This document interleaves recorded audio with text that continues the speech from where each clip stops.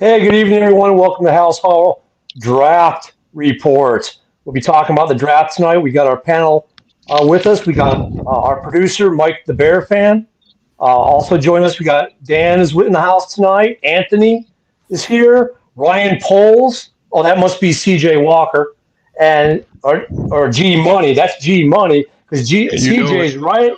And because CJ is right below him. That's our panel for tonight. We're gonna be talking some Bears football, the draft going on tomorrow, which will be probably a pretty crazy event, and some other exciting things to come for this season. We've also got some news. We have the Brian Piccolo Award, which was just announced today. We got a short video on that, I believe.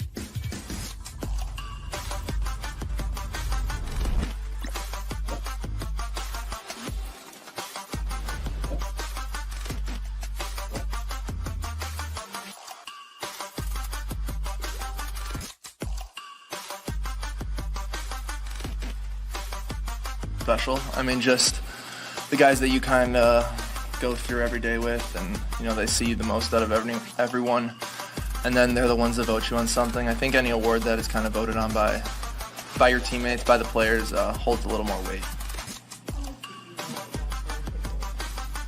I knew a decent amount about him. I know the story of Brian and Gale Sayers, and that partly from the movie and everything that goes along with it, but just kind of being here today, you can tell that means so much more to the organization, the McCaskies, the Piccolos, and kind of everyone involved, and I think that was very cool to see.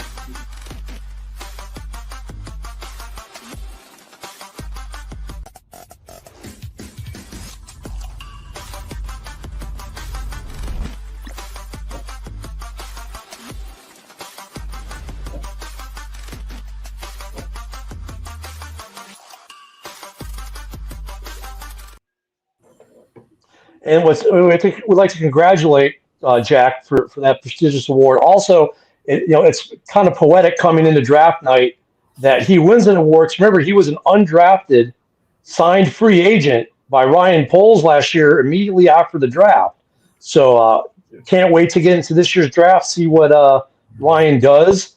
Hopefully, we'll see the same magic we had last year as we go into a second year of the Poles administration, if you will. And it looks like we got a good 2 years of building, and we're going to be getting better and better.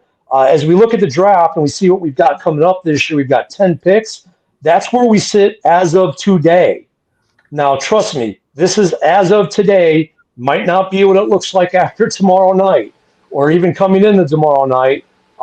Right now, I think Vegas over-under on first-round draft picks or trades tomorrow is at 7. So let me go around the room real quick. Dan, do you think there'll be at least 7 trades or more tomorrow? Probably be a number of trades tomorrow. So how many do you think they're going to be? Maybe about 7, maybe 8. All right, so he's at the Vegas line. How about you, Anthony?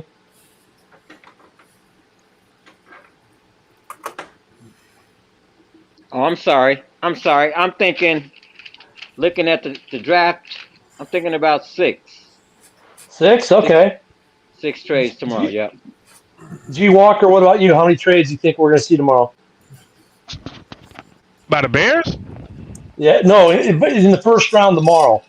I'm gonna say 10. I'm gonna say 8 or 9. 8 or 9. Okay. CJ, how about you? I'm gonna say 7.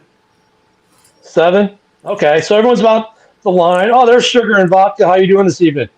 I'm good. The lady is C&G.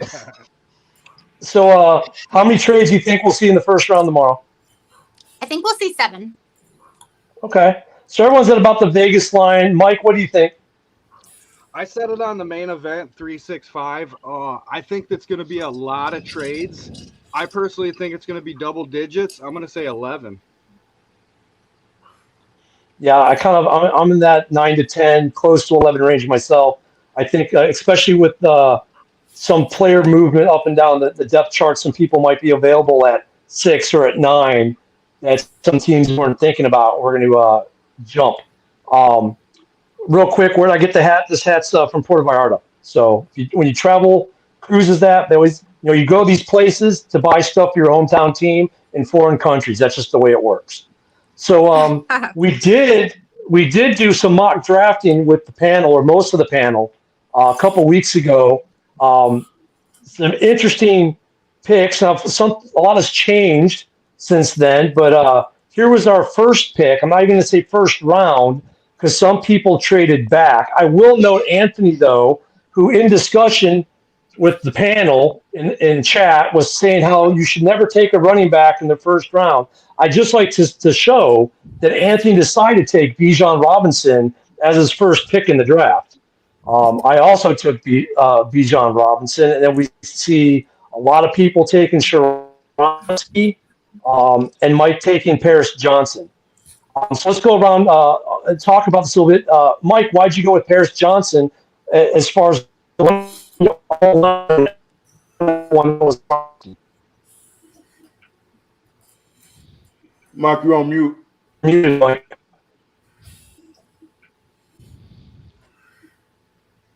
I've been saying it There for you go. about a There you month. I believe we trade back. I think we trade back and still get an offensive tackle, which I technically traded down twice in my draft, and I still got Paris Johnson Jr. So I think he's going to be a huge aspect of the offensive line to help Justin Fields and protect him. That'll definitely solid it up. Dude's big, real big. His wingspan is probably 3 of us. So I don't have a pick for G. Walker or Sugar, so let me go to G. Walker first. G. Walker, who's your first pick for the Bears tomorrow night? My first pick is Paris Johnson. I'm nowhere in no shape or form taking T-Rex Pete from Northwestern, the low-key Packer fan. I don't care if his granddad was a Packer famous. I don't care. I'm not picking him. Give me the big guy, Ohio State, Paris Johnson, man, the big guy. That's who I'm taking.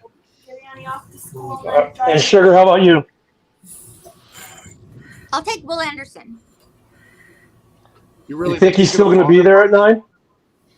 I think so. Okay. I mean, that's a good take because if you look at what's happening, we were at one point thinking the first 5 picks could be quarterbacks, and it very well could be. We're seeing a lot of movement for quarterbacks. There's one notable quarterback, however, who seems to be falling down in the draft, which will make 6 and 9 particularly interesting if that individual is there and there's a quarterback hungry team. But if Will Anderson is still there at 9, yeah, I'd say that's probably a pretty good deal. Now, do you think we're gonna have to? You don't think we're gonna have to move down to get him? You think he's going to be there at 9? That I don't know, because I'm thinking that Foles will work his magic and be able to get what we want, like he did the first time. So. Okay, and then the Skoronski folks. Let me see. We had Dan was one of them. So Dan, why'd you go with Skoronski as your first pick? I follow Big Ten, and Skronsky did pretty good. CJ, how about you? You went with Skoronski, didn't you? Well, I had no choice to go with him because Paris Johnson wasn't there, so I just took him anyway. But my pick would be Paris Johnson, or if they trade down, it will be another offensive lineman. Oh, and just to say something about that Paris Johnson situation, they had him going as of today, going number 3 overall, man. Somebody had him number 3 on Arizona, so I'm like, I saw that. I'm like, okay, so Will Anderson, like Sugar was saying, he could possibly fall down to us, man. Yeah. It's going to be interesting with some of the movement. Now, I want to get Anthony's take on why he took Bijan after basically a week of telling everyone how we would never take Bijan. And then you took Bijan, Anthony. So what's up? Because I love Bijan. Everyone who watches Main Event on Monday nights knows I'm a Bijan guy. But why'd you take Bijan? I do like him. I do like him as a running back, the best running back in the draft.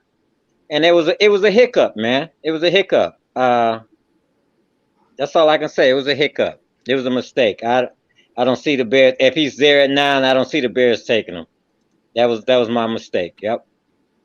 Okay. Well, I'm going to give the argument then. I guess I'm the only one who took Bijan straight up. I can't remember if I traded back or not. I may have. But for me, Bijan is a generational talent, probably the best running back prospect that's been there since AP. or definitely maybe CMC, someone like that. But also, I think if you take a weapon like that, now it limits the amount of carries that Fields has to have. And also, I think our one weakness on the O-line is the right guard, so he can help block on the right side as well as our tight ends can. So if we don't get the right guard, or not the right guard, the right tackle, addressed like we want in the draft, you still got help there, but you got a beast of a weapon who might dominate the position in the division or the league possibly for the next 4 to 5 years. That's why I went with Bijan, being the best blue chip athlete left at number 9, if he makes it that far. I saw one mock where he was gone by number 4. So there's definitely a lot of movement with the mocks, but that's where everyone was on their first round. Let's see, and then everyone's second. Yep, go ahead, Mike. I just want to comment on Greg Rice, and kind of after you, Ken. I just personally think we need more needs than a running back. Like, we need offensive line, defensive line. I'm not saying we can't fill them second round or third round, but Ski in Paris, I believe, is by far the best offensive lineman in the draft. So I just feel like we need our tackle for the next 6, 7, 8 years. I'm not going to say 10 because very few players stay at the same team for 10 years. It's just rare. Yeah, I'm not going to disagree with that, but what I will say is this. I'm looking at this as a 2-year build. So I can probably get a good right tackle next year in the draft or via free agency, but am I going to get another Bijan Robinson in the draft next year? And I'm not going to sign one in free agency because let's face it, even those really good guys on their second contract, if they make it to the second contract, they don't make it through the second contract, and that's more of why I went there. And Greg Rice, of course, he's Mr. PFF on the main event, and he's right. He's the third best guard is Jenkins according to PFF. In fact, we got two top 5 guards on our roster now, which only 3 teams have had. So or 2 top 15, or something like that. So we've got some good depth there already. I think right tackle is just our one weak spot, and I would rather address it later, like in the second round, if I can get a Bijan, and maybe get my 4 life guy next year. I got 2 first rounders next year. But then I think as we'll see as we get to people's second picks, we're going to start to see more. We'll start to see more of the people selecting for position. So if we look at the second pick, there we go. Mike went with a safety. I went with the defensive tackle. Dan went with an edge. We got some D line there with Woody and CJ, and Anthony went with an edge. So I know we have 2 folks we didn't have a pick. So let's go with G Walker. Where are you thinking for the second pick? I'm thinking that second pick has to be a defensive tackle. Even though the news about Chase Young just popped up in Washington, that situation can materialize into something. Because if we know Poles, he's working behind the scenes. Granted that kid hasn't been healthy, but if we don't get him, because they didn't pick up his option, we can definitely get a defensive tackle immediately. All right, and sure. What are you thinking for the second pick? Sure. I agree with you, Walker. I think that'll have to be an offensive tackle. Okay, and then I took a safety. I think when I took mine, he was the best defensive player on the board. And also, I'm looking at our back end's pretty solid, but if I can make it more lockdown with the addition of the linebacking core revamp, which is going to help the line, I think that might help for more coverage sacks than anything. But I just went with the safety, I think, because he was the best defensive. CJ, what are you thinking for the second pick? I think it has to be defensive lineman. Definitely. Benton was the best one available. But if not him, I think it has to be a defensive lineman, whether an edge or a tackle or whatnot. Yeah, and I went the tackle. I want to say, Anthony, you get the pick of the night because you picked a Golden Knight. Go Army, beat Navy. I just want to say that any Army player is going to be good on the run.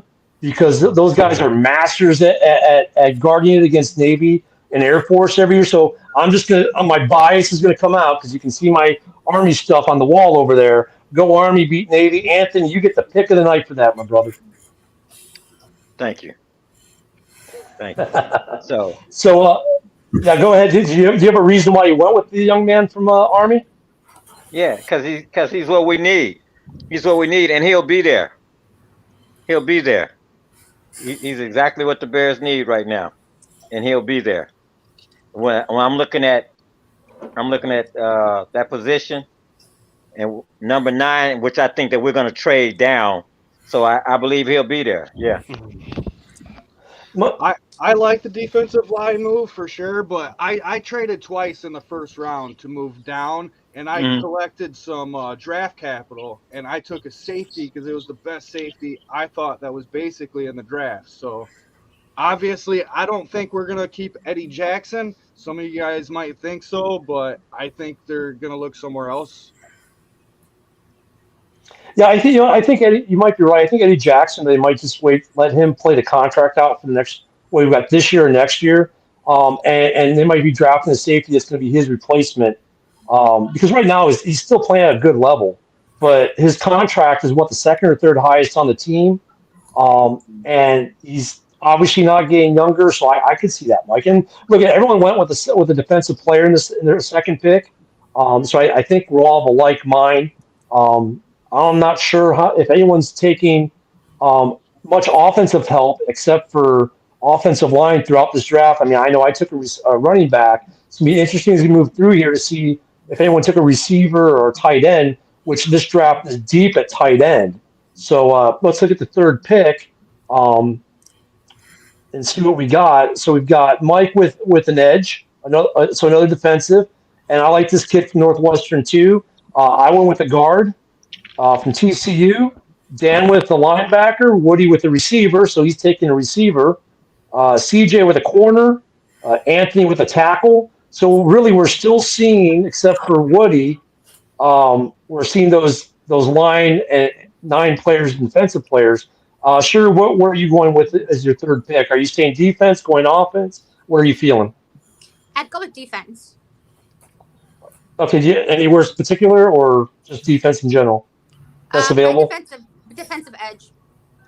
Okay. And how about you, G. Walker?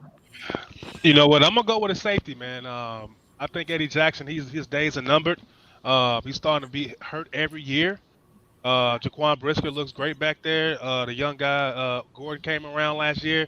So I say we get another safety, get another young guy back there, and stay ahead of that problem before it really becomes a problem. Get ahead of it now. Draft some nice safety.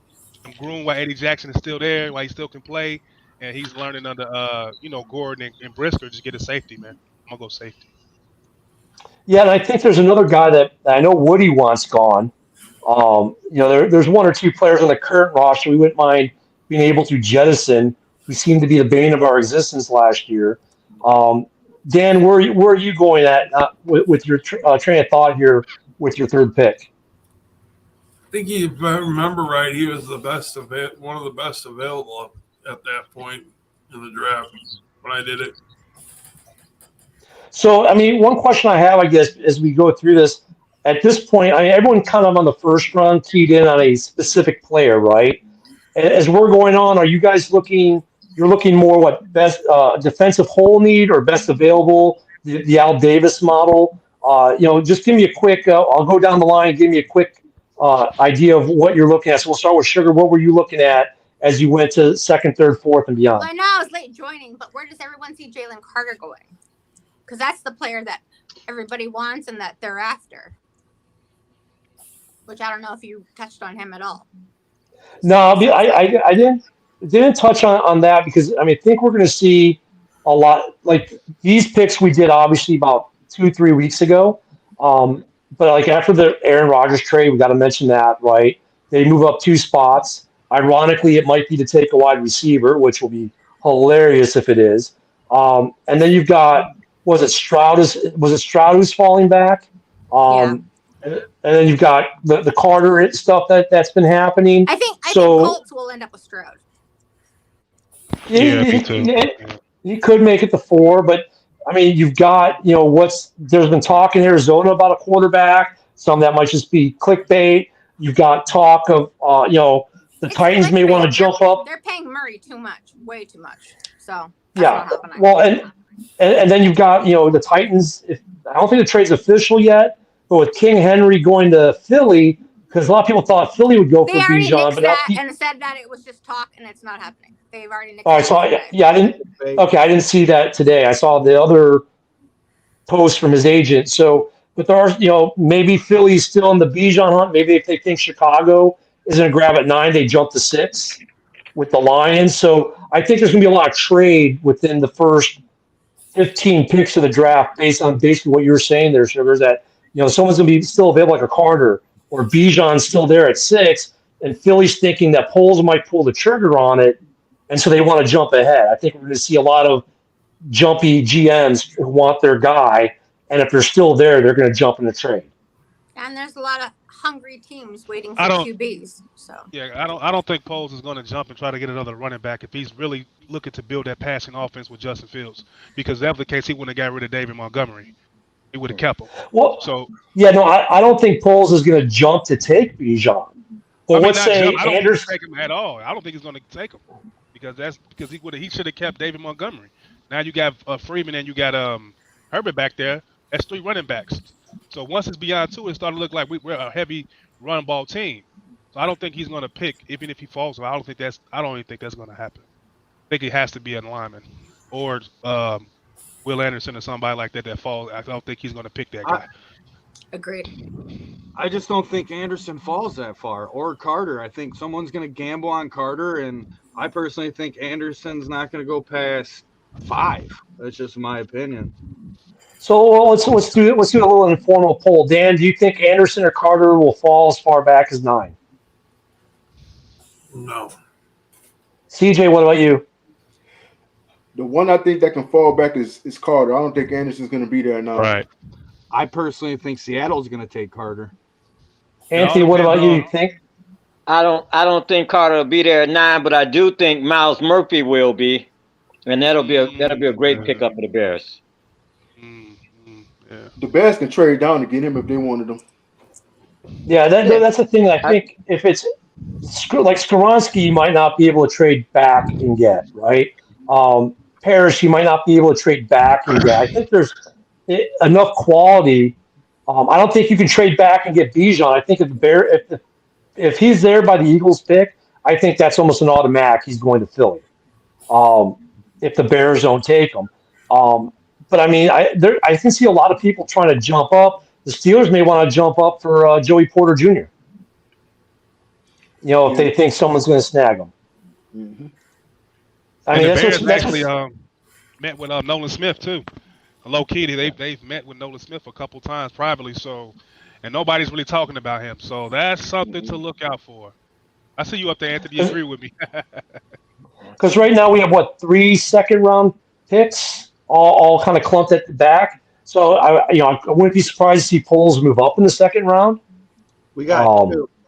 The third we one, got 2, yeah. The third is just real early, so it's like a second. Yeah, 64. Yeah, it's almost like a second. So, it's going to be interesting. And I know when we were doing our picks about a month ago, was it about a month ago, Mike? Yeah, it was before the PJ Walker and everything. So, yeah. I mean, so a lot's changed. I know after everyone's first pick, they were just trying to fit holes, and I think we can all agree that we're going to draft some O-line, some D-line, some back-end help, corner and safety.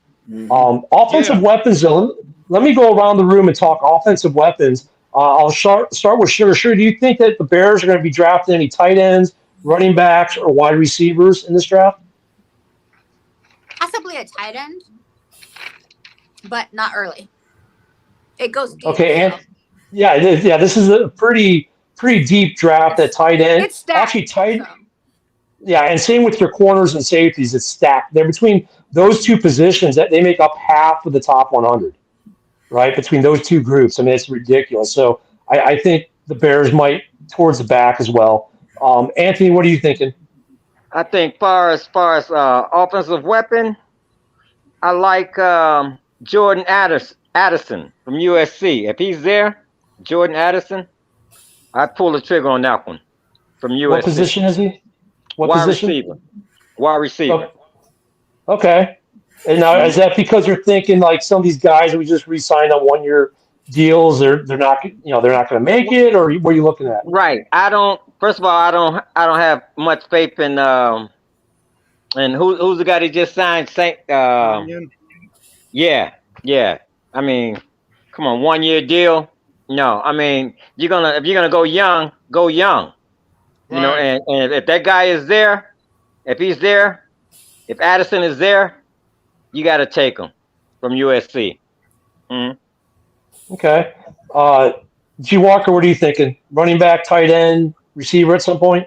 They're still young. They're gonna have to load up on whatever they can in the back end, man. Because these wide receivers that we have, we just got DJ Moore. Are we gonna sign Mooney when he's up for a deal? You know what I mean? You still have that guy from the Patriots that they didn't even sign. So we don't even know. So if I'm Ryan Poles on this picture suggests, I'm loading up on wide receivers. I'm loading up wide receivers because We have 5 on our roster though. but they're not. Decent Are those, ones. are those blue chip guys or those guys are going to bring with you in the I future? feel 3 of them are. 2 of them not so much. You got St. Brown and Pettis. That's 2 decent. So that's 2 guys that's not going to be on that Bears roster probably after this season. I think St. Brown has a shot at being there after this season, more than Pettis. I think Pettis, we re-signed more for special teams. I think you're going to see rotation. I think St. Brown is there to be part of that as a rotational guy, 4th receiver. Also, he's a good big body like his brother. He doesn't have the production of his brother, but he's like, hey, if Claypool has to miss a game or 2, you can still plug St. Brown in it and be somewhat confident in production. He's not going to be as good as Claypool, but he's not going to be as bad as maybe some of the other guys we had last year. And that's another thing about Claypool, man. He has to step up and show. He's 6 foot something. He's 200 something pounds. He's a deep ball threat. A lot is riding on him to be the number 1 receiver that Ryan Poles himself said he's already in the building. Our number 1 wide receiver in the building. We have to see it. So I'm not sold on none of these guys except for DJ Moore and Darnell Mooney, man. Everybody else got to get receivers, man. Got to. Yeah, I think Claypool. I think one problem that we get as Bears fans, we look at Claypool last year. Okay, was anyone here not underwhelmed by what he did on the field last year? Didn't do much. Severely. Okay, yeah, he didn't do much, but then again, I don't think he was traded for last year. You know what I'm saying? I think he was traded for this year. So, he didn't get much time. Well, we got there, Mooney gets hurt. He has some injuries. He doesn't really get to connect with Fields much. And I was saying this last year. CJ heard me, Dan heard me, Anthony heard me, Mike did. He'd have the whole offseason to work with Fields, and they have been. So I agree with you. I think he needs to produce, but I think, and then you add Moore, which I guess, really that's our first pick in this draft was DJ Moore, if you really want to go there, right? So, I mean, of course it yeah. was. So, if you think about it, we got the best 2 wide receivers in the draft by not drafting them. Because I would say Claypool is probably better, potentially, than any of the receivers in the draft this year. We'll see. So, I mean, I agree. With that. I kind of agree with disagree with G. Walker a little bit. I've been saying Mooney's decent, but he's not a number 1. Claypool's Right. decent, but he's not a number 1. Move Right. Mooney to the slot, he's going to be a lot better player. Just like Claypool going to the 2. We all know Moore is the number 1 receiver for sure. So I feel 1, 2, 3 is good. Komet's decent, and Tanyan's not so bad either. I personally think that we're going to draft all 3 weapons, running back, tight end, and a wide receiver, because I personally think we're going to trade down to get more draft capital for more picks. Obviously, we got to draft the offensive line and defensive line, but I think we're almost going to draft almost every position besides like a guard. You got to stack it. That's my opinion. I think we're going to draft a center before we do a tackle. Or a guard. So, guard. yeah, I like that, Mike. That's a good one, a center. Yeah, that's true. I was going to say, because I think Whitehair's going to move back to center. I think that's a good move. I could see us definitely taking a young center either this year towards the back end of the draft or next year. So I'm looking this as a 2-year project, right? I got 2 number ones next year. I got Whitehair still under contract this year. So, I got Patrick on my roster that I can possibly slide in there for Whitehair if I'm going to let him go later. But it's depth never hurts. And I really like where we're at tight end. If you look at the end of the season last year, Kmet and Fields really started to connect, right? So I'm liking that connection and Tunyon's blocking ability. I think, I agree with you there, Mike. I'm not sure if I'm drafting at every position per se, but yeah, I could see most. I mean, with 10 picks, you almost could, right? I mean, if we draft everything but a kicker and a punter, we're probably still okay. But if you trade back, you can get like 12, 13 picks. Not saying everybody does it, but I mean, it's possible. Dan, where are you at on this? You think we're going to be drafting receivers, tight ends, and running backs? I think maybe one of each. Maybe I guess the other question on that is how early do you think we start drafting those types of guys, like in the draft? So, like, are we doing basically line guys O and D the first 2 rounds, and then moving to skill players, or fourth round? Fourth round? Anyone think earlier than the 4th round besides me? I don't. I think earlier. Anthony, who took Bijan Robinson as his first pick, is now. I think earlier. How early? How early? I stopped. Just kidding. Yeah, I believe we'll start in the 2nd round. If you'll let me reiterate, I think the Bears, we're gonna go offense, right? And I think going back to St. Brown, the wide receiver, that's why I picked the kid from USC, because he's gonna come in. Jordan Anderson. He's gonna beat St. Brown out. That's the first thing. And then going back on staying on offense, I like the center. From Ohio State, Luke Wepner, 6'3", 303 pounds, rated 6.2 amongst all the centers coming out. So that's what I'm looking at right now. All right. Yeah, see, I don't follow the college stuff as much, so some of these guys will have me at a loss. I'm going to have to start because my kid's getting closer to playing college, so I might want to figure out where he's going. But yeah, I mean, I kind of get on board with that. The argument makes sense. I don't know how early. I mean, I have Bijan being our first, because like I said, I'm a Bijan guy. I think if you draft a stud running back like that, you help your passing game, your running game, you help your O-line, you help Fields, and you get a generational player, blue chip, and the next year you can get a better right tackle if you need. Because, I mean, look at where we got Jones last year. We got Jones in, the 5th round last year? And he was one of the highest rated left tackles in the league.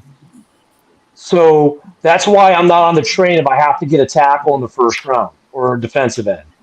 He didn't play like a stud, but he played well, and he was the only offensive guy on the line that played every snap at that position. Everybody else juggled around. And I guess the Whitehair thing, though, if he goes to center, I believe he's going to be a top 5 center. When he was a center, he made the Pro Bowl. So, just saying, that's by far his best position on the line. So let me do this. Instead of us going through these draft picks where we basically just took the best guy at a position we think we may need, let me ask this question. I'll start with CJ. CJ, what do you think the biggest surprise is going to be, A, in the draft tomorrow overall, and then secondly, what's going to be the biggest surprise for the Bears tomorrow? I think it's just going to be, the fact is their draft position, because I do expect them to do trades. And as far as with Pose, he has not disappointed with the draft picks that he's made so far.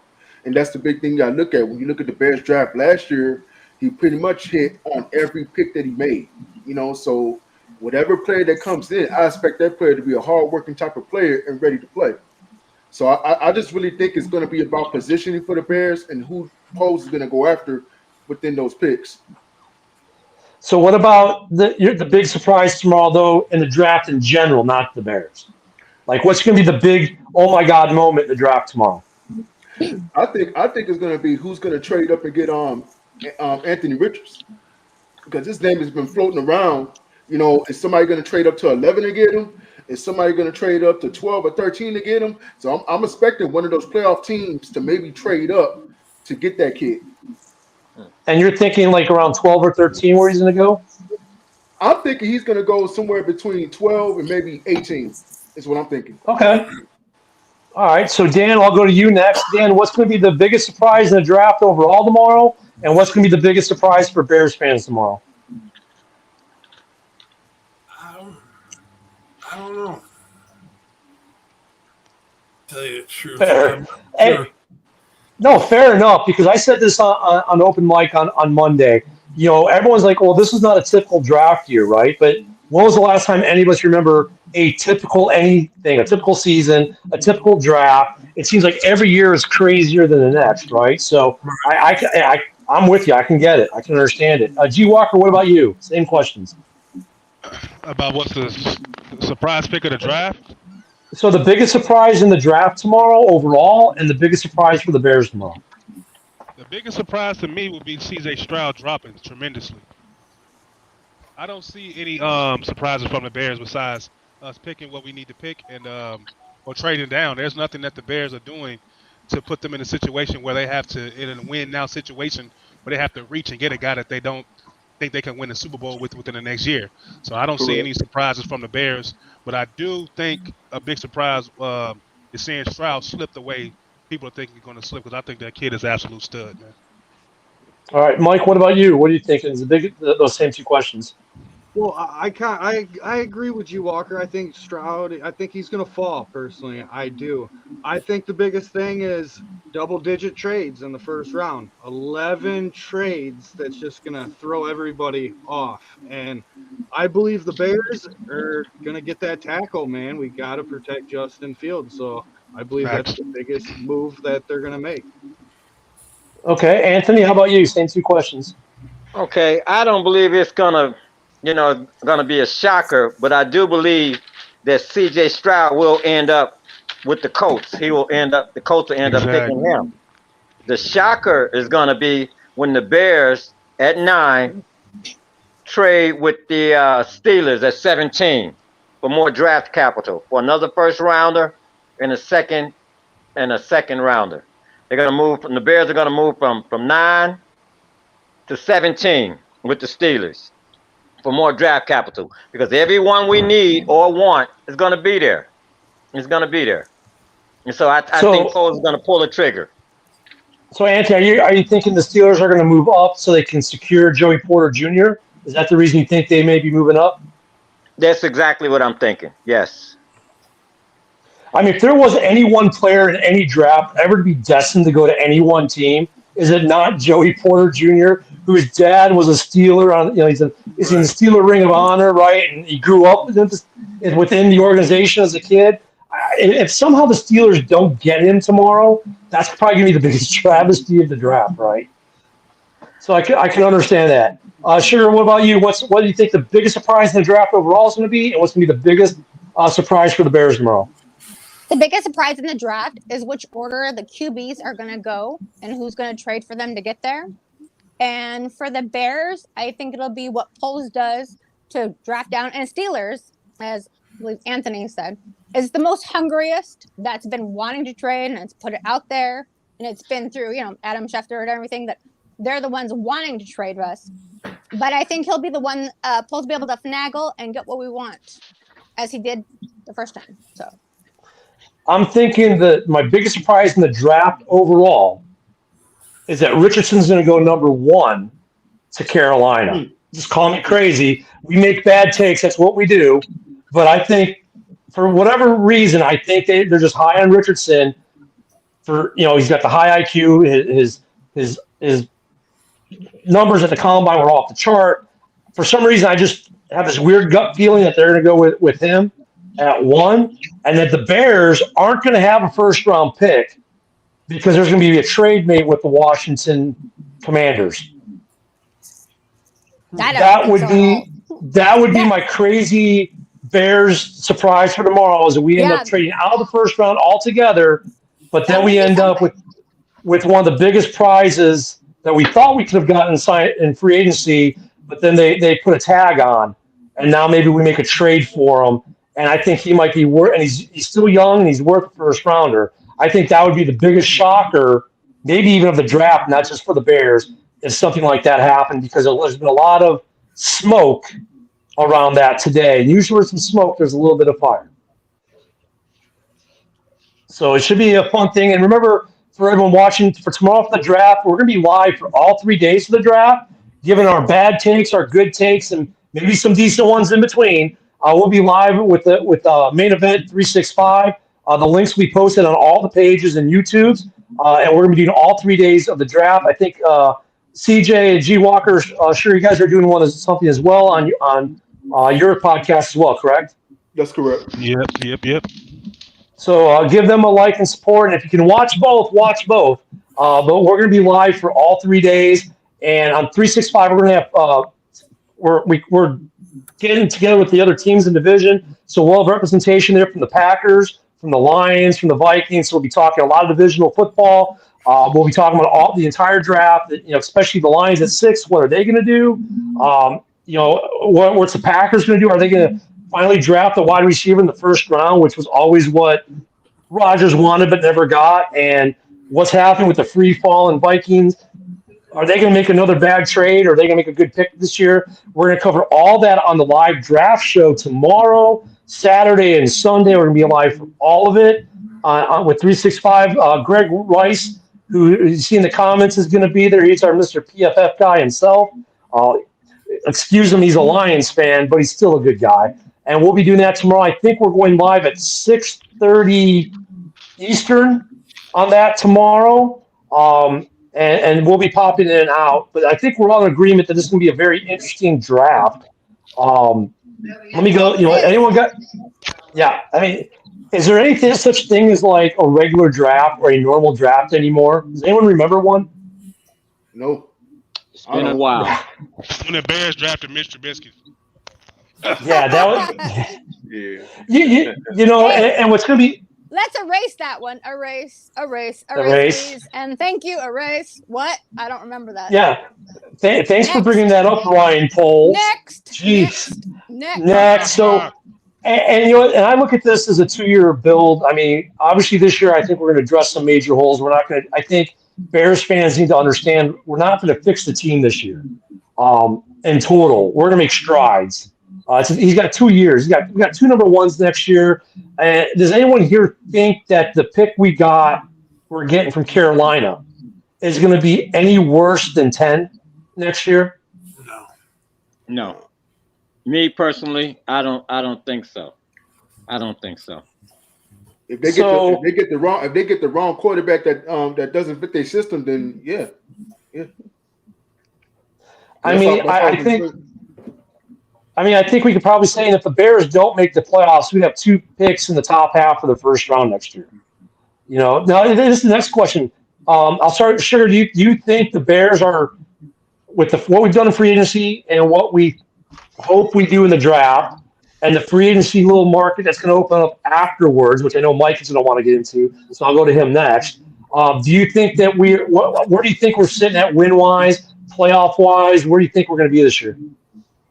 I'm not sure if we'll make the playoffs this year, next season possibly, but this year will be a huge improvement, and I think we will have a winning record, and hopefully win against Jordan Love. So you're thinking that we're going to. So you're looking at a 9-win season then. I'm looking at way better. We're not. What was so it, 10 wins? Yeah. Yeah, I could see it. Okay, Mike. I'm with you. I think it's a 2-year process, but I think we're going to have the best jump in the NFL from last season. I feel like we could almost go from last to first as long as Poles can hit a home run. I'm not saying he did last year, but his first 3 picks were all starters. If he could do that again this year, you know what I mean? We could possibly, I don't know if we'll get 10, be nice. I'm thinking 8 or 9. I think we just missed the playoff bubble, but we could possibly squeeze in if we can get some momentum going.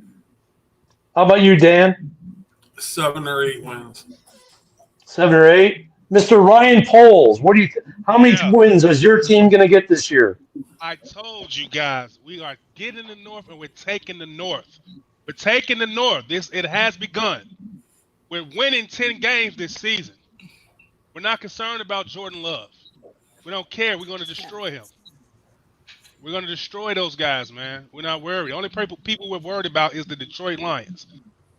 Well, other than that, we got Justin Fields, man. It's over. The North is ours, man. The North is ours. 10 wins. Anthony, how about you? Lions are a little scary. I predict 10-7. Bears win a division, but also let me clarify this: the Bears will not go after Young from the Commanders. He can't stay on the field. He just can't stay healthy. But yep. I do predict the Bears winning the division next year at 10-7. And it is a process, a 2-year process. But like Mike said, from worst to first, I'm with that. Yep. CJ, I'm gonna be real, man. I think the Bears get in the playoffs, but as a wild card. I still got them at that 2-year window. I don't think they there yet. Not next year, but the year after, definitely. But I got the Bears going to the playoff as a wild card.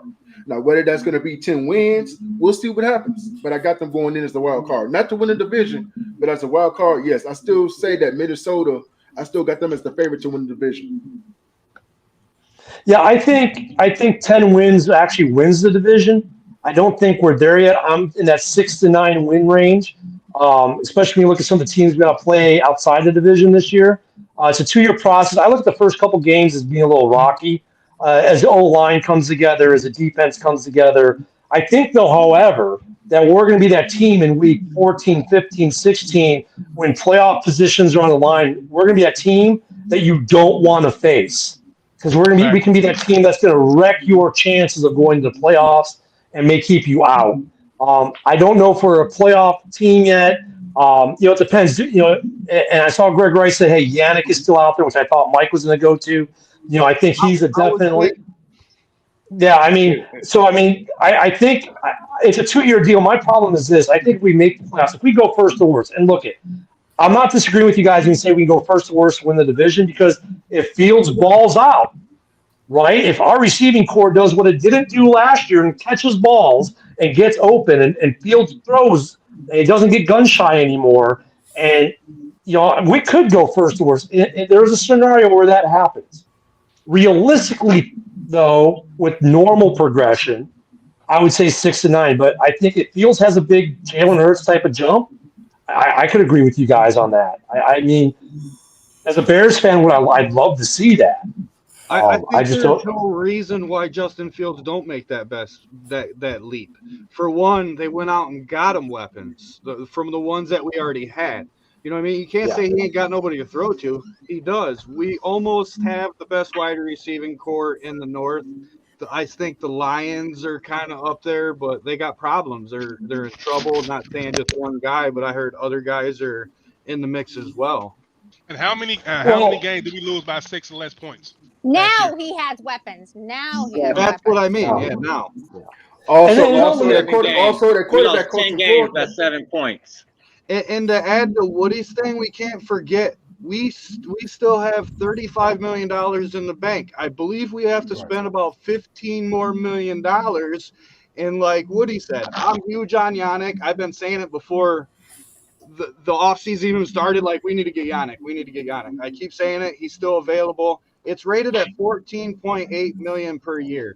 If he comes and takes a pay cut for like $10 million, I would love it for a couple years for sure. Because we got $100 million next year too to spend before we do any moves. And not to mention, Woody's gonna love this. I think we're gonna cut Santos and sign Robbie Gould. My opinion, after June 1st. Yes. Yeah. Wow. Another thing. Out of here, guys. All right, take it easy. Go ahead, CJ. Have a good night, man. I was going to say, Justin Fields has also been working with that quarterback coach. I believe he's out of Florida. So I've been seeing little highlights of him throwing the football and anything. So we have to see what happens. I'm not saying it's not possible that he can't have a big year, but let's see what happens. Yeah, and Greg Rice is making a comment. Look, I'm going to quantify Greg here. He is a Lions fan, but Greg is like our Maddock, right? Like he's Mr. PFF within the 365 main event family. I still think the Lions are going to win the division based off today. They've got some great weapons. I mean, look, I know they've got problems with new practice facilities at the casino in Gary. I think that's the Horseshoe is their new practice facility, if I read that right, or is it that casino in Detroit downtown, right across from Ottawa? They're the team to beat right now, I think, in the division. Could the Bears pass them? Theoretically, sure. If certain things happen, I think. I mean, any given Sunday, right? The Bears lost 2 games by 1 point last year. 7 games by 1 score, which is kind of how the Lions were the year prior. Lions fans like to say we are where they were a year behind, right? That we're 1 year.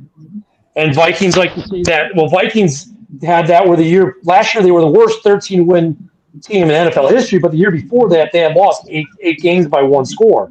So there's a lot of parity in this league. The question I really have though, is this a 2-team division right now, or do we think the Packers and Vikings play a role? So I'll start with Sugar. Do you think the Pack and the Vikings play a role this year in the division? No, I don't. She's like, put a fork in both of them. I think it's going to come down to us and the Lions. I think Go ahead, it's a 2-team division. No faith in Kirk Cousins, and Jordan Love is unproven. So it's the Bears. Well, it's the Lions, and then it's the Bears. Yep. CJ? I don't got the Lions in it. Like I told you guys, I think Minnesota. I still give Minnesota an edge over Detroit. Don't Detroit ain't they number 1 receiver suspended for like 4 or 5 games too? He's not a number 1. Oh, he's not number 1. Oh yeah, that's true. Hold up. That's I fucking think he's true. like a 3 I or 4 fucking there. forgot that half the Lions players are suspended, and that will hurt them because their number 1 draft pick, Williamson, is suspended for 6 games. 6 games is a lot. I forgot about that, and yes, it will knock them out. Unfortunately, and most Lions fans are very worried about it. Very worried. Well, unfortunately, Mike and I end up talking to a lot of Lions fans a couple times a week, and none of them on main event 365 are worried. In fact, what they'll tell you, Sugar, is this. Well, maybe they're afraid He was hurt you, like. But I have friends that I talk to off the record, and they are. Oh no, this is well on air. This is the argument they'll make. He was hurt and missed so many games last year. He didn't do much anyways, and we did everything without him. So him missing the first 6 games is no big deal. That's what they're going to say. So now that's their excuse, and they're sticking to it. Well, good luck. Yeah. To them. Well, I Good personally luck to think them. the Good luck Lions to them. have the best overall team in the division. That's just my opinion. I think the Vikings are on the downfall, and like Anthony said, and a couple Packer fans say, like they're high on love, but it's a lot of unknowns. We don't. What was their record? What was the Lions' record last year? Lions 9-8. 9-8. What was Minnesota's record last year? 13-3. But they won a lot of games like just before they actually won instead of lost. I just think they lost a lot of talent, and they didn't get enough back. I get that, but the Lions, in order for the Lions to win that division, they got to win 12 fucking games. That's all I'm saying. I think the 11's going to win. I think Detroit wins the division. We'll be in second. I think the Packers will be in third, and Vikings, I think, will tank and go all the way to the basement. That's what I think.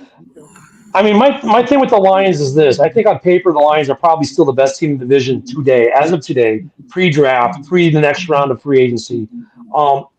Does this gambling thing hurt them? My contention is it hurts them on every level because it was staffers. They had to cut 2 players, one which was a premier special teamer for them. They lost, like Sugar said, their number 1 draft pick from not that long ago. He's out for 6 games. I think it hurts them because now they got to address, and they put a lot of stock in their GM like we do. I get it. It's going to hurt their draft picks because now they have to address those misses. Yep, they have to address. They have to address 4 holes.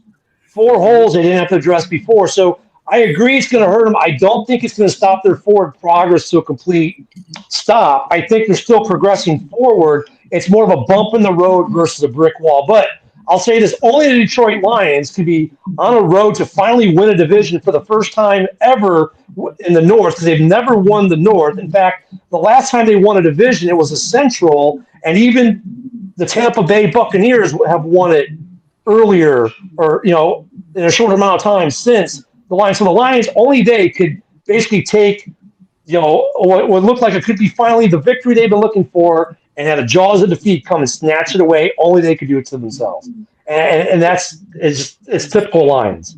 Well, you can't forget either. They got 2 first-round draft picks, and I believe, and I've been hearing it around, that they're going to trade down and they're going to create more draft capital. And they really, if you look at their team, they don't need a whole bunch of needs except for obviously the ones that got into trouble. I don't know how many people actually got caught, but I heard there's numerous people, but only a few got the punishment so far. 3. Yeah, there's 2 that are suspended, and then 2 that got cut, and then there's 4 total players, and then staff. And Lions fans will say, well, staff doesn't matter, but how many times have we heard this? Man, if it wasn't for the trained staff, I wouldn't have won the Super Bowl last year. Oh, yeah, that was Mahomes. Hey, if it wasn't for this position coach, right, all staff matters. And the fact that they had to release staff and now have to go find replacements hurts them, too. I think that actually hurts more than the players. Stupid. I don't know how they could be that stupid, but I'm glad they were. It's Detroit. My take on that is don't discount the Lions. They have the number 6 pick. That defense was wicked, man. All they needed was a tackle. Was it a defensive tackle? Those defensive ends were wicked. They were something, and that secondary was wicked. I'm a diehard Bears fan, but I love football. Lions are picking at number 6, and then they're picking at 18. At 18. At number 18. They're gonna get everything they need, and they're gonna be a handful. That's why I say it's between the Lions and the Bears. They're gonna get everything they need. They're gonna get that tackle and everything else they need. Fuck the Lions. They got they got they got to prove it, and we've got to prove it. We've got what the Bears have right now is a bunch of potential. If you want to be real about it, the Lions have already started to prove that they're a good team, especially at the end of the season last year. We haven't. We have a bunch of potential. Now, if that potential comes to fruition, we are going to be a very dangerous. I have not seen a Bears wide receiving room with this much potential since Jay Cutler was slinging the rock to Marshall and Jeffrey, right? That was wicked. This wide receiving room could be just as special with a quarterback who's just as good, actually better than Cutler was. I still love Cutler, by the way, just because he's fucking. Oh, I got a 16x20 of Cutler hanging on my wall. I love Cuddy.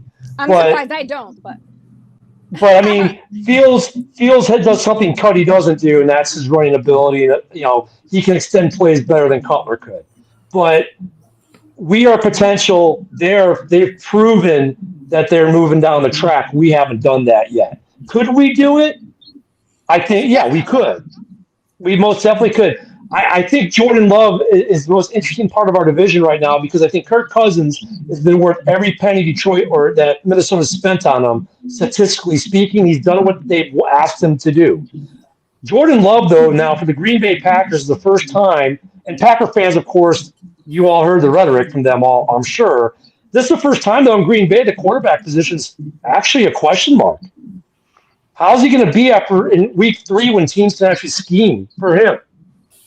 Right? They've never seen that. So Jordan Love is the biggest question mark in the division at quarterback. Would anyone disagree with that? Agreed. Yeah, I'm not worried about Agreed. that. But if you, like you said, if you listen to Packer fans, they'll tell you Jordan Love is the next Hall of Famer, baby. Of course. Oh, what else are they going to say? Come on now. What else are they going to say? My favorite Packer argument is that they're phenomenal at developing quarterbacks. I said, well, how many have you developed? And they sit there. Well, Favre, nope, sorry, you didn't develop him. He was drafted and played for Atlanta, and then you trade for him. You've developed one quarterback in the last 40, 50 years, and that was Aaron Rodgers. One. One does not make you a. He has. He has as many NFC Championship rings as Rex Grossman. Yeah. So Jim McMahon has more than him. Yeah, McMahon has more than him and has more than Favre. But of course, he won the second one with Favre. Yeah, unfortunately, the Bears couldn't have shit that whole entire time, so we sucked. But that's changing. So the draft is going to be free agency after, like as Mike alluded to, we've got about $15 million that we have to spend to be within regulation after we spend on draft. Because you figure the draft is going to give about $8 to $9 million in the cap ish, and then we still to be in compliance with rules. We're still going to spend about 15. I'm on board with Yannick at defensive edge. Is there anyone else that you guys like to go after that's still a free agent that you'd want to see the Bears sign? No, I agree with you with Yannick. That's who I'm looking for. That's who I'm waiting on. CJ? I got more of a question because it seemed like if they wanted him, they could have just got him already. So, I mean, do you guys think like they could be some type of trade or something in the works of Poles doing that? Because I think if they would have wanted him, they would have got him. It's been too long we've been sitting here talking about it with the whole Yannick thing. I think with Yannick, it's price. I think he's asking for too much that they want to spend, and that if they wait till after the draft, maybe they feel that it's a chance to get him cheaper. Okay. Possibly. There's one other guy out there. There's actually other numerous guys out there that's not too bad. You got Ford from Kansas City. That's a pretty decent player. I think he's just 30. But I think Poles is more trying to get, like, younger. I'm not saying Yannick's the youngest kid, but he's the youngest one for the best player available right now in free agency. And I thought of that before the free agency started. Like, he was the best on the board, and he didn't fall. Like, look at Brown. He was the best offensive lineman out there, and it took a little while for him to actually sign. It wasn't right away. Poles is a smart man, and he's already proved that he knows how to work the draft. Sugar, how about you? Where are you at with this? Uh-oh. Somebody got a leg? We're good on my end. I'm good now. Yeah, there was a hiccup there. Sugar, where are you at on this? Which I was trying to say, but what I was trying to say is Poles is a smart man, and he's already proved that he knows how to work the draft in his favor.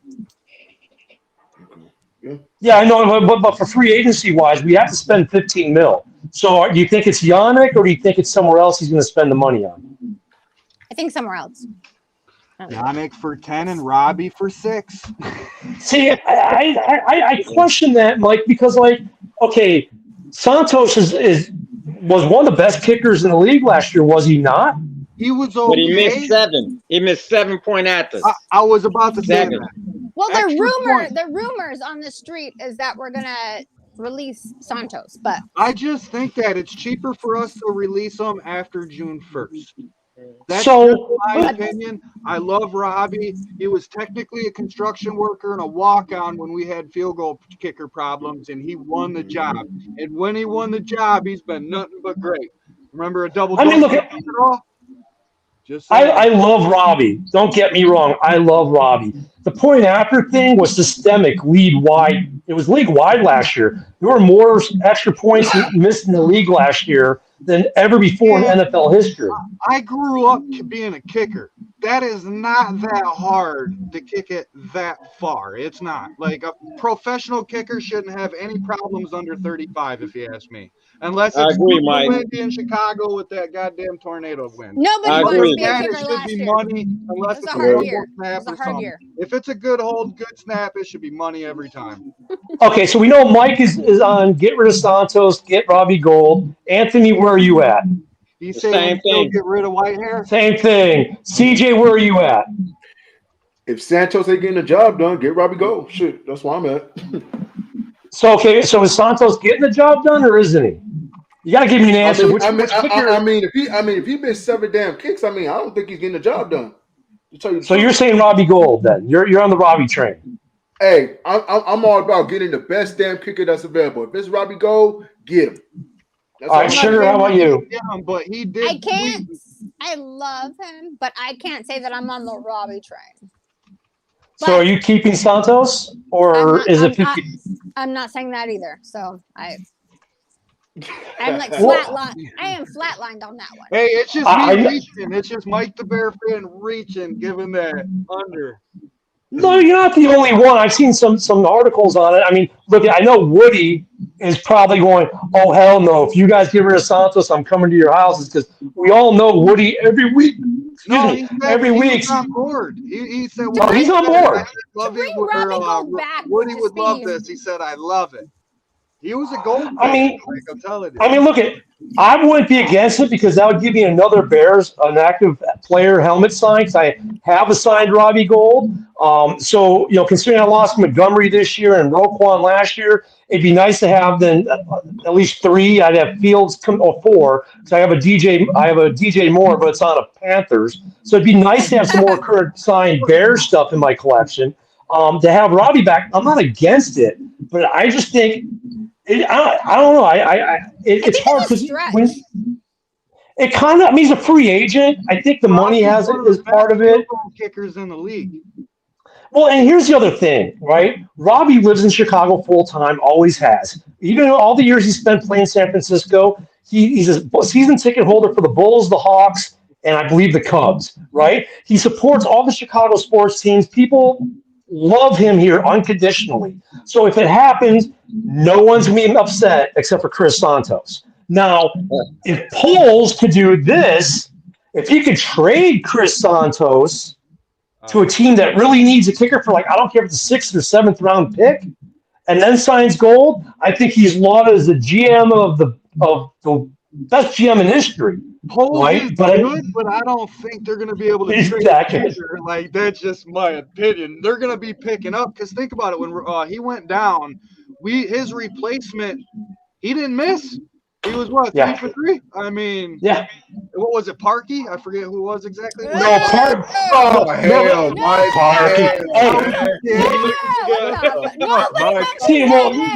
See, now look at this is part of the. We don't mention that name. No. This is part of the reason, though. This would be part of the reason why I do not sign Robbie Gold, because when we had Mr. Double Doink, Gold came and defended him, said he was one of the best kickers in the league, through all the support behind him. Now, since the Double Doink, he's played for 2 teams. He played 1 game for New Orleans last year, got cut after 1 game. So I'm based on that alone. It might be hard to bring Robbie Gold back. Yeah, but look at Woody's comment there. He said, in every prediction, last minute field goal. I'm going to get it right one of these times. So something new for this year is we're having this argument here about kickers that we're going to do this year on the show, and Mike's going to flash it probably real quick, is when we're having discussions like that this year on the Hallis Hall Report, you, the fan, the watcher at home who likes to type comments, well, you can do something special this year. Come on our show. Yes, we're going to have a phone number that Mike's going to pop up there. Eventually, there it is. It's not active tonight, but during the season, we're doing this. You can call in, give us your good take, your bad take. We excel at the bad take, because look at how many of our predictions are going to come true tomorrow. Probably none. So you can get on, talk with us, enter this debate like we're having right now. Who's the Bears kicker going to be next year? Is it Santos? Is it Gold? I say Gold might be disqualified because he was the one who said Parkey is a good kicker. And I said Parkey just to get Sugar all wild up. Yeah. I got the whole panel. It's like that Mufasa. Ooh. So, I mean, that would be an interesting way to spend some cap money, though. I don't know. Would we save money by cutting Santos and signing Gold overall? I mean, would Gold be cheaper? Save $2 million. Okay, Woody said, am I invited? You're always invited. You said you couldn't come, but you're at work. But you're in the comments. Does that make any sense? Yeah. So pick up a phone and call Woody. Yeah, he's probably doing it. And Woody, you invited to my show too, man. You've been giving me hell about that last year. You invited to the CNG podcast too, man. You invited everywhere. I mean, you know what's great about Woody, though? I love Woody because he gets in that pose where he's laying on the bed and tries to make it look like he's not. Yeah. And hey, main event Mike, you can jump on here too, because I know you want to wear your brown paper bag like you had on the other night on the show there. So, hop on and give us your bad take on how great the Lions are going to be. I'm sure my fellow Bear fans here would love to hear it. Yeah, he might jump on. I like Mike. I like main event. Yeah, he's an okay guy, but he gives some weird takes. I don't know, but that's Lions fans in general. So we're going to have to spend some money. Yannick, maybe Robbie Gould. If we do the Santos Gold thing, we're going to have to spend even more money because we do have a requirement from the NFLPA and NFL about how much cap money you spend. So we don't want to be in violation because that could hurt us going into next year. And even next year, we're going to have to spend a crap load of money. So we're definitely going to have to do some spending here. The draft is going to be insane tomorrow. Does anyone think we're not in for an insane night tomorrow? It's going to be crazy, man. I agree. It's going to be crazy. It's going to be. I think it's going to be the. I think it's fans are looking forward to. I'm not just as a Bears fan, but as a football fan. It's going to be like I think Mike said 11 trades. Hey, you know what? This is going to be something, man. I can't wait. I just can't wait. I'm wrong every year, but everybody's got to be different. I think I picked 2 players correctly out of 5 years, so that'll tell you. And there's some other player movement. We got the Young rumors. There's Aaron Donald rumors for him maybe possibly being moved tomorrow. I mean, there could be some interesting player movement. I remember last year I got my heart broken. I just got my Hollywood Brown F7 authentic. I was all happy. I finally had an F7. It was a Ravens helmet. Draft night, he became an Arizona Cardinal. So I think we're going to see some of that this year. I'm just wondering how many trades, how many trades do you think Ryan Poles is involved in tomorrow? Before you answer that, everybody, I sent the link into the chat and I sent it here. So if you'd like to come on for a few minutes, we'll be live for a few. All right, so Sugar, how many? I am not sure. I just know this is the most exciting draft of I can't even remember. And I think most Bears fans can't even remember how excited we are for the draft and how big and how huge this draft is going to be. It's like everything right now. CJ? I have to agree with Sugar because I think the excitement is because of what Poles did last year. I mean, those draft picks, as far as what he did from when he first got Brisker and Gordon, and then he worked on down. It's like that's where the excitement is. Is seeing what he can do this year, seeing what players he's gonna get. He may get a Andre Carter III out of the Army or whatnot, So he, you never know what this guy is gonna get. You never know what he may just trade up to go and get. So just the excitement along to what he's gonna do for these next 3 days is gonna be off the wall for Bear fans. I was real iffy on the Gordon pick. When he picked Gordon, I was kind of like clueless. I was like, wait, what? Why? But when he played, I mean, he made mistakes, but he Say that again. Inside, he played on the outside as well. So Gordon played well. I love the Brisker move. He's by far my favorite player on the defense. Well, and before I go to Anthony, let's talk about the pick he didn't make last year. Jack Sanborn, undrafted free agent rookie. Basically, he was good enough where he could tell Roquan Smith to pound sand and go elsewhere, right? I mean, we was giving them hell about that too, because we was like, "What?" Yeah. Like last year, we was like, "What the hell? You guys traded Roquan to bring this kid in?" We gave him hell last year, so my bad, Ryan Poles. Yeah, I was mad about the Roquan too. Like I had to talk to a few people. Like I was pretty upset. I was furious, and then I realized the big picture. Like you're right. We already gave him an offer. He said no. Might as well get something than nothing. And Sanborn stepped in and played just like Roquan. I've believed in Poles since day one. Anthony, how about you? Hey, you know what? In Poles, I trust. Put it like that. In Poles, I trust. Like you said, I think we had five draft picks last year, and he turned them into 8. And now there's 8, 3 starters. So I'm looking for him. I'm looking for him to make at least 2 trades tomorrow. At least 2 trades. I'm talking about in the first round. At least 2 trades. Trading to Pittsburgh and then trading somewhere else. We're going to get more draft capital. That's what I'm thinking. So you're thinking not only we're going to trade from 9 to 18, but then we're going to go back from 18 is what you're saying? Right. I'm saying that we're going to go from 9 to 17. That's where the Steelers are at. 17. That's where the Steelers are at, 17. And then whoever's open for business. Whoever's open for business. That's what I'm thinking with Poles. That's how he is. He's ever open for business. And I know there's talk that Detroit's looking to trade their 18, possibly move their 18, keep the 6, move the 18, or trade back on both of them, on 6 and 18. So that's going to be interesting with them. There's been talk, of course, of Arizona either maybe shocking the world and taking a quarterback or trading out. So, I mean, I think tomorrow is going to be all our draft. That's the thing. We all made some picks tonight. Probably none of them come true because of all the draft movement, the trades. I think we're going to see some people fall a lot farther back, and I think we're going to see some what we might consider reaches tomorrow that might not be reaches. Yeah, I see the Cards taking a wide receiver, man. I see the Cards taking a wide receiver in the first round. Yeah, because D-Hop could be traded tomorrow too, right? Yep. He wants to be. Yeah, and then what was it? They're bringing up the Jets again. The Jets are. I mean, I think the Jets are going to be everyone's favorite target for a trade of some offensive weapon. Oh, we got Rodgers now, so that division, real quick, not to dwell on the Rodgers thing, but the AFC East. Does anyone here? Well, let me go around. Sure. What do you think the toughest division in football is right now? Their division, but it has nothing to do with Rodgers.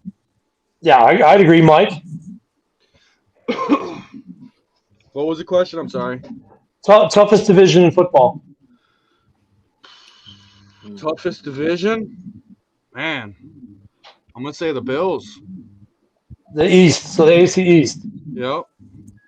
Anthony? I think the AFC North, man. The North, okay. CJ? I have to agree with Mike. Yeah, I think I'm on the AFC East train too. And another piece of that puzzle too, I don't know if you guys saw the reports today, the rumor mill coming out of Minneapolis is that their stud running back wants to go to Miami. Yeah. Hey, So repeat that again. Repeat that. So Dalvin Cook would prefer to be traded to Miami. Hopefully he got ties there. So what did they get? What would they get for him? What would they get for him? I don't know, maybe a second round pick, maybe a combination of pick player. Who knows? I mean, a four. Dalvin Cook still has some juice in him with that team they've already got with Mostert there, and geez, that team. Look, if Tua stays healthy, they're in the mix. I mean, that entire division's in the mix. Because Cook can't stay healthy. So I'm saying if the Vikings trade him, they're going to get a fourth for him. I wouldn't give him more than a fourth rounder. Yeah, maybe it's a third or fourth, but the thing is, they don't need Cook to be a 3-down back down there because they got Mostert. Yeah, they showed on. He can Frank Gore it. Come in and do third downs or whatever. Mm-hmm. I mean, he can do some damage. And look, at the worst team in that division is a Bill Belichick-led New England Patriots. If that's the worst team in your division with a good they got a good quarterback, right? That's the worst team in the division, and they're probably gonna have a winning record. That division is ridiculous. So some interesting takes there. Go ahead, Mike. I actually have a question for everybody on the panel. What do you think was the biggest wow that happened in free agency? We'll start with Anthony. The biggest wow. I believe the biggest wow, it wasn't free agency. It was the Bears trading that number 1 pick. I don't think it was the free agency. I think it was the Bears trading that number 1 pick to the Panthers and getting DJ Moore. I think that was the biggest. Mm-hmm. That was pretty big. CJ? I gotta agree with Anthony. That was the biggest one because I didn't see that one coming. And the fact that they got DJ Moore, that was a steal. I still can't believe they did that. Sugar and vodka. We could just. It's the whole NFL. It's not just the Bears. What do you think? No, but I definitely agree. Like everybody was like, "Who? What?" And that was the biggest. Ken? I think the biggest trade for sure is that Bears trade. I think though the one of the best moves in free agency was also the Bears in the restock linebacking core. They basically took what would have cost for just Roquan and brought in two really, really good linebackers whose numbers individually were better than the Bears. Anyone else on the Bears as a team almost last year as far as hits for loss, hits in the backfield, stuff like that. So that's my best move as free agency. But if you want to include the trades, then for sure I would say that Bears the trade in the number one and getting DJ Moore, who's a legit number one receiver in this league, and between him and Jefferson and Amon-Ra St. Brown, those are the three best receivers in the division now. Which one is tops? It could vary from Sunday to Sunday, but he's a legit top 10 receiver in the league. So that would have to be the move of the offseason right now. I think it was for the Bears, but personally, I feel different. I think it's that Rodgers trade. We all knew Rodgers were going to trade. I was looking into it like real depth. Like, man, how can the Jets afford it? Like they're going to have to do some reconstruction, this and that, and then the move went. They traded. And then I looked at it's about $15 million off the Jets' books, and I'm like, wait, hold on, this isn't making sense. There's still about $43.7 million out there. They literally changed that into a signing bonus. The league has got to do something about that. We have a cap for a reason. Like they went good point. Positive $9 million to negative $9 million. What the hell is that? So they got to reconstruct just a couple people to be okay. Like there's got to be something that they do in the NFL to change that. That is literally a loop in the system they need to take away. That's just my opinion. I agree. But I don't think that the Rodgers trade though it has a big impact in a couple ways, right? It's the money that they put underneath it just to be like, whoop, like wow. $43.7 million check under the table. Obviously, from that standpoint, but it went away from the cap, and that's my whole point. The cap. Yeah. There's a cap for a reason. From that standpoint, I agree with you. But as far as look at the Rodgers trade has several impacts. That money impact, getting him out of the North. Now I know everyone on this panel would have liked to have two cracks at him this year to beat him and take the North. The Hargrave to Niners, but I think they overpaid. So I don't know if I agree with you totally, Greg, for the same reasons. I think Hargrave was a big move, but they overpaid for Hargrave. But the Rodgers deal is big because it gets him out of the North, puts him in the East, makes the East just even crazier. The money aspect for sure. And if you look at some of the other things the Jets have done in tandem for this trade, yes, that trade had the most impact on that organization because who else was going to give out some of the contracts to some of the players? They did. If it wasn't for Rodgers coming there, and now they might get D-Hop. That would probably make the Rodgers trade the most influential thing of the offseason. But minus that, it has to be the trade of the number one pick because now that's changing several clubs too, and our division. But I guess we're not going to get main event Mike on. Did he not get the link? I sent him it. I sent it in numerous checks, and I sent it right on here. So there shouldn't be. So I guess we're connection issues, is what he's saying. Oh well, yeah, it's like a Lions fan. Always tell him next he shouldn't be trying to get on the show from the casino floor. That's his problem. Those Lions fans. So.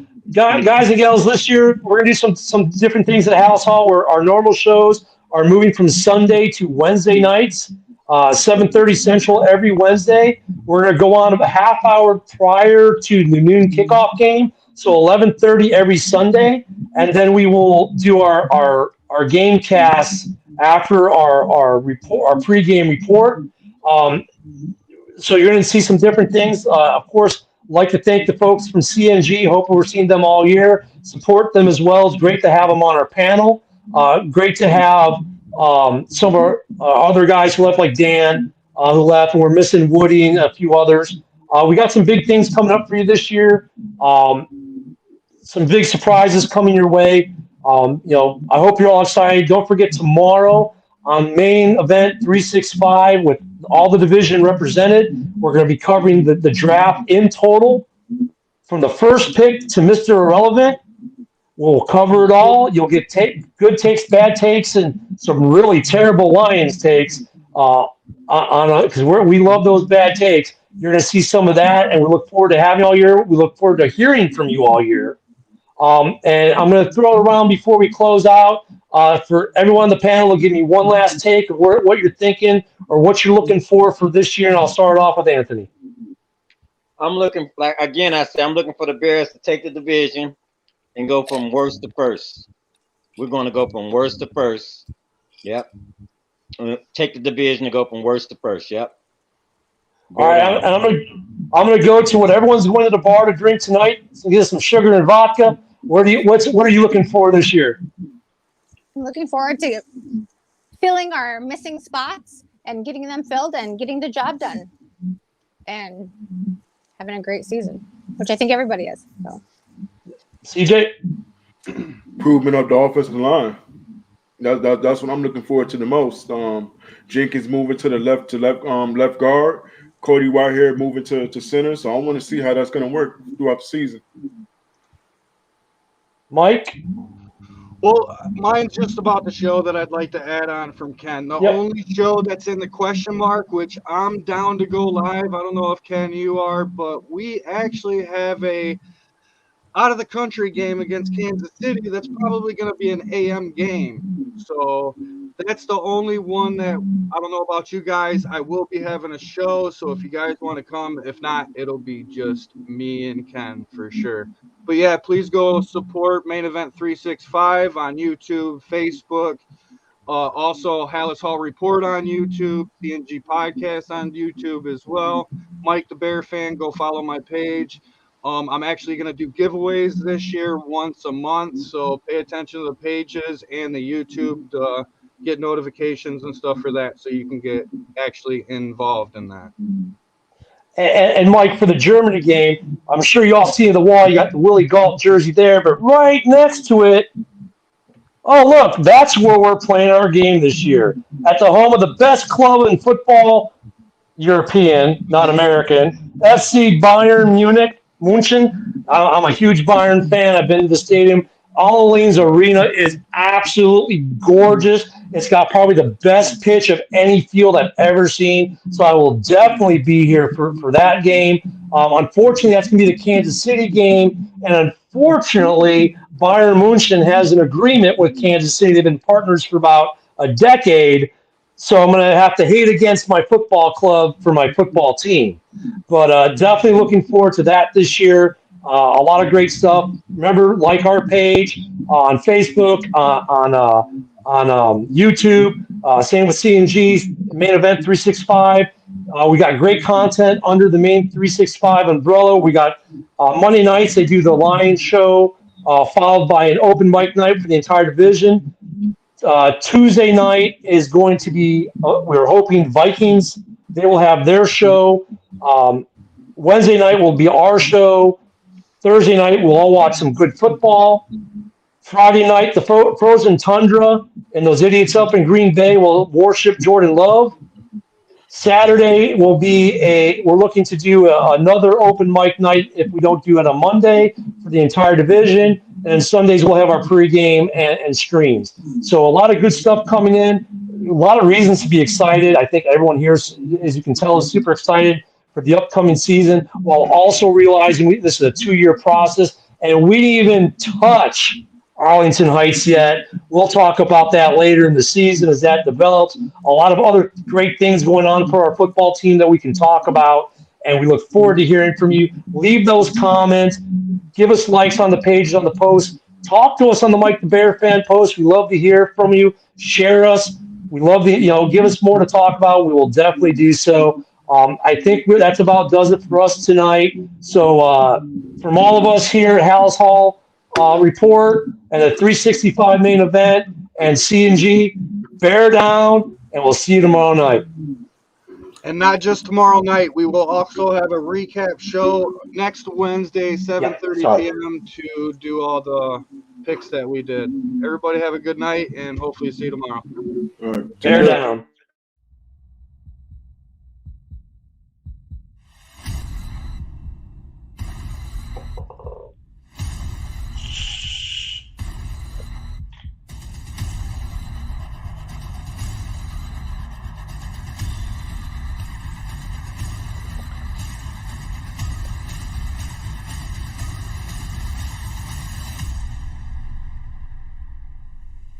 He was able to read the defense. He was able to call that little small audible.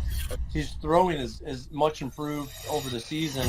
I'm over here in the south side of Chicago, 35th and Damon, doing my veterans tailgate today, baby. This is all about the veterans. Defensive line's got to get better. We got a good tight end. That's all you got to do is play to the kid's strength. Bears 24-21. Offense looked good. Glad for everybody to make it. Bear down, and hopefully I'll see everybody